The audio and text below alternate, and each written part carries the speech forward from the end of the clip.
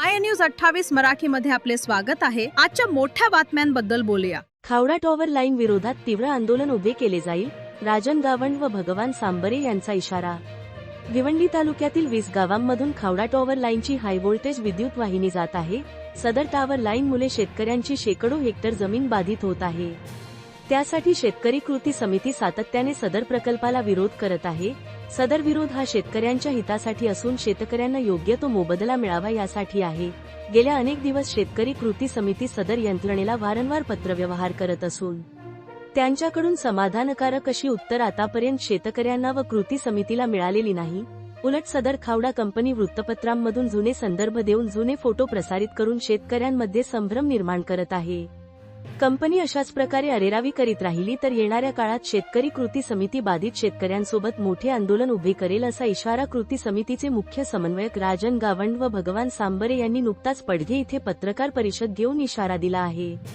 गेल्या अनेक दिवस शेतकरी व कृती समिती आपले काम करत आहे व न्याय मागत आहे, मात्र हावडा कंपनी व प्रशासन शेतकऱ्यांचा अंत पाहत आहे। लवकरात लवकर शेतकऱ्यांना न्याय मिळावा, अन्यथा तीव्र स्वरूपाचे आंदोलनाला शासन व प्रशासनाला सामोरे जावे लागेल। इंडिया न्यूज 28 साठी भिवंडीहून मुख्य प्रतिनिधी शिवाजी राऊतची रिपोर्ट।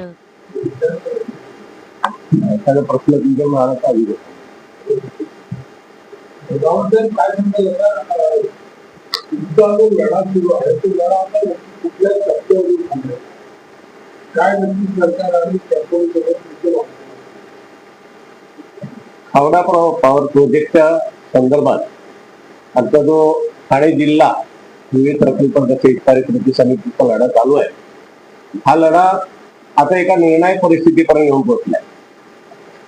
आम्ही यासाठी शासकीय स्थानिक पातळीवर जिल्हा प्रशासन, विभागीय आयुक्त आणि प्रांत हे टप्पे पूर्ण झालेले आहेत, आमच्या गोष्टी तिथे मांडलेल्या आहेत। याच्या पुढचा आता आमचा जो लढा आहे तो मंत्रालयापर्यंत जाऊन पोहोचलाय, ज्याच्यामध्ये आम्ही ठाणे जिल्ह्याचे पालकमंत्री आणि माननीय उपमुख्यमंत्री श्री एकनाथ शिंदे साहेबांना विनंती केलेली आहे वेळ देण्यासाठी। महसूल मंत्री बावनकुळे साहेबांना केले, त्याचबरोबर महाराष्ट्र विधानसभेचे उपाध्यक्ष श्री अण्णासाहेब बनसोडे साहेब यांना देखील प्रत्यक्ष भेट घेऊन आम्ही विनंती केली।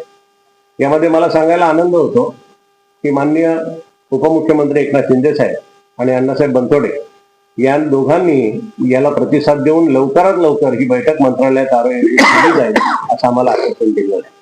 दरम्यानच्या काळात येणाऱ्या हिवाळी अधिवेशनात आम्ही तिथेही जाऊन उपमुख्यमंत्री बनसोडे साहेब आणि अन्य संबंधितांची भेट घेऊन हा विषय तिथेही मांडला जाणार आहे। या मधल्या काळामध्ये कंपनीकडून एक आगळीक करण्यात आलेली आहे। एक खोटं वृत्त त्यांनी वर्तमानपत्रांमध्ये पसरवलं की खावडा प्रकल्पाच्या नुकसान भरपाईचे चेक वितरित करण्यास सुरुवात झाली आणि त्याचबरोबर शेतकऱ्यांमध्ये याविषयी आनंद पसरला। तर मला इथे आवर्जून सांगायचंय आपल्या माध्यमातून की असं कुठेही झालेलं नाही। नुकसान भरपाईचे कुठलेही चेक शेतकऱ्यांनी स्वीकारलेले नाहीत, कारण तो लढाच अजून प्रलंबित आहे।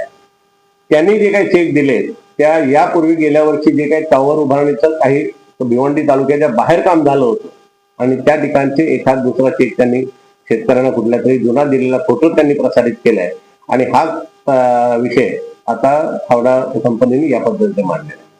आम्ही या आपल्या माध्यमातून त्यांना सक्त इशारा देतो की असलं कुठलंही अघोरी पाऊल आपण टाकू नका।